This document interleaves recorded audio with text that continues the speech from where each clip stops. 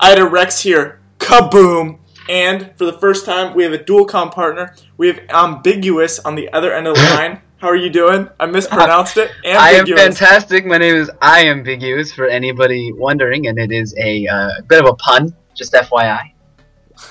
So, this gameplay is The Binding of Isaac. This is Isaac. I'm so bad at this game. I can't even. I'm horrible at the game. So we're using his gameplay. You got this yesterday, right? Yeah, you just said, hey man, let's do a dual comm. Give me a gameplay. I'm like, yeah, sure, no problem. I'm a pro at this game. He is a pro, so he's That is all in jest. I am not that good. As you'll see in this boss fight right here. Okay. I take a lot of stupid damage. How many hours have you put into this game? Yeah, I put 100 hours into this game, and I'm looking for more. Like, I keep playing this game just because, you know, the whole random aspect of it just keeps you going. And you add to it with, like, the DLC and all the different items you can unlock and stuff, and it just keeps going, and it just keeps getting deeper and deeper. So, give us, like, an overview of the game. I've only scratched the surface of it. Yeah, I noticed you had in your Steam profile. So basically, you're playing as the character on the bottom of your screen here. That's Isaac, or you can be one of any of the other characters that all have different attributes to them, like extra health or extra damage or what have you. And the key is to kill all the enemies in every room, or I guess you don't have to, but that's usually the idea. You're looking to pick up the items in that little crown room up there, like you saw me do at pretty much the beginning. Yeah, I saw that. You kill the boss, and you take their prize, and you move on to the next floor, like you see here. There I am, and you can see at the top there very quickly. There's when you first start out, there's only 5 or so levels, I think, until you get to Mom, and that's the final boss of the game. That's kind of how it goes. And then after a while, you unlock more and more bosses, and then you get the DLC, and there's more bosses, and it's just a really deep game. Especially because you keep going levels and levels down is the whole point of the game. Yeah, I like the pun there, Robbie. Or levels and levels down. Oh crap! Okay, here I just wanted to show you guys the This is one of the little mechanics of the game. This is called, I call it like the arena room or whatever. Basically, it spawns monsters for you for like a prize in the middle at the beginning. And so I can never figure that out. Yeah. So it spawns 3 waves of enemies. Oftentimes, in fact, pretty much every time, I'll get the glitch where the first 2 waves spawn at once for me. Oh. So I thought I'd show that there. If you notice, there were flies and bees, like the shoot flies. Yeah, that's not supposed to happen. It keeps glitching out on me. I don't know what the deal is. Okay. But yeah, but that's the whole point. You try to maximize every floor and the opportunities you're given, and then you take on the boss and you move on. And that's the whole idea of the game. Okay. So this gameplay is actually about an hour long, right? And yeah, it was 42 minutes, and I decided to get rid of all the in between rooms, all the little gray rooms you can see. So I got rid of all that. So just the important rooms.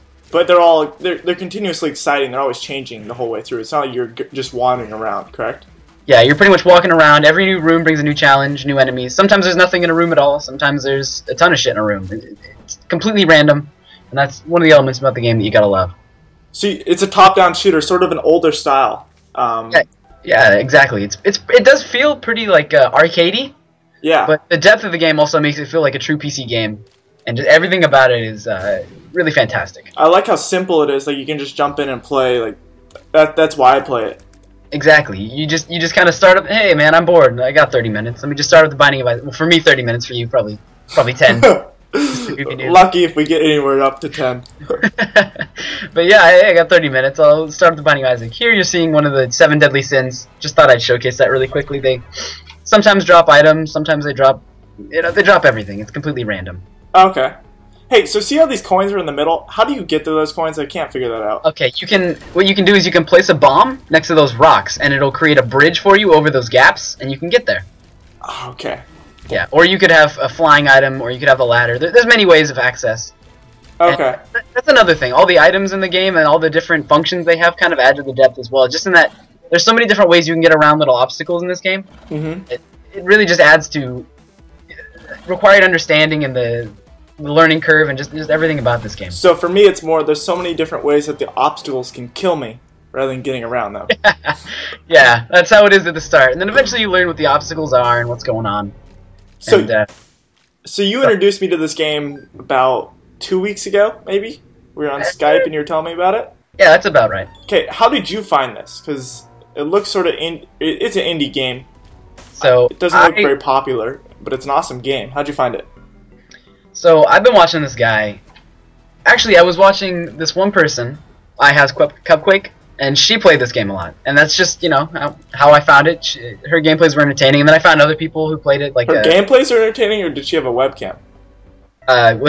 She does have a webcam, and she has large boobies, but that's not the only reason. She actually is okay at this game. Okay. And then I found other people that played another guy that plays this game specifically, and he's played this game a lot. His name's Northern Lion. I thought I'd vamp his channel here. Yeah, especially these smaller games. And he's really popular. He's actually played this game, and here I get flying. So this is just an example of being able to access everything. See how I can just fly around.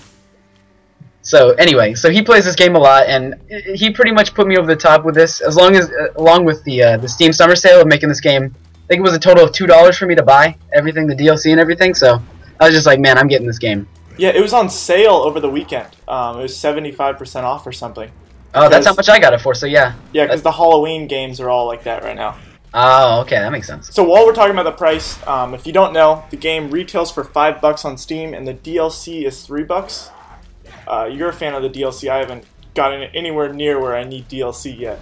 Yeah, no, definitely not advisable to get the DLC with the game as you're playing it through for the first time, because the DLC is not only adding so much more to the game, it's also significantly harder in that there's an extra couple of bosses from the DLC, and even the enemies from like the first 2 rooms that you get in this individual rooms are significantly harder. You get spiders, which are just total pains in the dick. I hate spiders, but that's what makes it fun. It's difficult. Yeah. So when you get the DLC, can you play the regular game first and then go to the DLC, or are you stuck in the DLC version?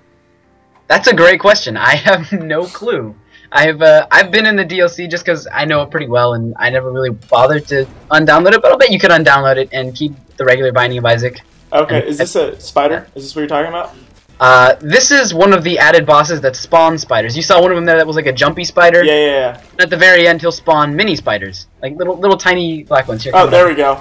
There's those. Yeah. Those come up in the basement and all that stuff. Excuse me, the basement, the caves, and they're extremely annoying because they skitter around unpredictably all over the place. Those really piss me off more than anything else in the game. So yeah, that's what it added, along with new items, new characters. The DLC really adds like 40% to the game. So, okay, so definitely worth it. Yeah, definitely worth it. For $3, you're getting 40% of the game, which is almost the retail value. Yeah, like, this game's so cheap. Percentage. It's awesome. It is. That's what I love about indie games in general, is that you can buy a cheap game and it's completely fun. Yeah. That's the problem with, I was looking at Prison Architect, and it's like $30 for the alpha version. I don't know, it seems a lot for an alpha version of a game. Yeah, and I've seen a gameplay of it, and it looked fun, but I feel like the novelty of it would go away pretty quickly. That's what I think. I was watching the gameplay today, and I came to a similar conclusion. Yeah, like it looks really roller coaster or like Zoo Tycoon-y, and those games are fun. Don't get me wrong, but $30 now. For sure. There's a fine line to how much I'm willing to pay for a game and how much gameplay there really is. So, what other indie games are you into? I know Minecraft, it's sort of not so indie anymore, so many people are playing it, but it's still a great game. What other ones are you looking at, excited about, or that you play? Yeah, just to hit on the Minecraft thing, I think it's still an indie game just because it was developed by an indie team, but it doesn't feel indie anymore, so I'm totally with you there. But games I'm looking forward to, Mark of the Ninja is really looking like a fun game to me. I don't know, it's just like going back to my roots. It's a simple platformer, but with a not so simple set of mechanics. It's hard to explain because I don't really know much about it myself. I haven't played it yet. I'm looking forward to playing it when I can afford it. Yeah, I heard some interviews about that. They had on Major Nelson's podcast because it's an Xbox arcade game. Mm-hmm. So they had the makers of it doing some interviews. It looks really cool. Yeah, I'm pumped for it. I've seen like a gameplay and a half, and then I was like, oh, I don't want to watch this anymore. I want to play it for myself because YouTube has kind of ruined me for games I want to play. It's such a hard feeling question when you're not sure. Yeah. Like, all those Let's Plays. I like this person. I like watching them play video games, but I want to play this one for myself. Yeah. Don't steal my thunder here. That's what I'm thinking with Medal of Honor. I want to play the single player at some point, but I really want to watch the gameplays online. I just have to make myself not do it. Another game that I'm looking forward to, it's not indie, but BioShock Infinite is definitely on my radar as a game I'm going to buy. Have you played the past ones? Yeah, I've played BioShock, the first BioShock. I played it through 2 or 3 times. That's how much I love that game. It's my favorite game of all time. No question in my mind. BioShock 2, I played most of the way through, and then I watched a playthrough of the rest, like the ending and stuff. Just because I rented it and I didn't have. It was like one weekend where I had the game. Yeah. And I didn't feel like paying late fees. So. Yeah. That's pretty much my favorite series. So BioShock Infinite is definitely something I'm looking forward to. Dang. When does that come out? God, that's a good question. I don't remember. Pretty soon though. It's definitely late 2012, early 2013. Okay. So I'm surprised we haven't seen ads for it. I'm surprised we haven't seen ads for it all the time. Like all the other video games coming out in 2012, just spamming I've seen like 1 or 2 ads for it. It's kind of surprising considering how popular the series is. I know, because like the first BioShock won tons of video game awards and went nuts. I saw some ranking that was like, what's the best video game of all time, and they ranked BioShock as like number 3. On G4. I remember that. I watched that, and it deserves that title. It is clearly my favorite game of all time. Like, there's no question in my mind. I've only heard good things about it. So, yeah. So you're only gonna hear good things from me. So the gameplay's wrapping up. Again, thanks for coming on. And can we plug your channel? What's your channel? IamBIGuUS at YouTube. YouTube.com/IamBIGuUS. Quickly starting, quickly growing. Go check him out. Thanks for coming on this dual comm. First one of the channel. Hope you guys enjoyed it. As always, this has been IdaRex. And please subscribe. And please subscribe to IamBIGuUS' channel. See ya. Guys.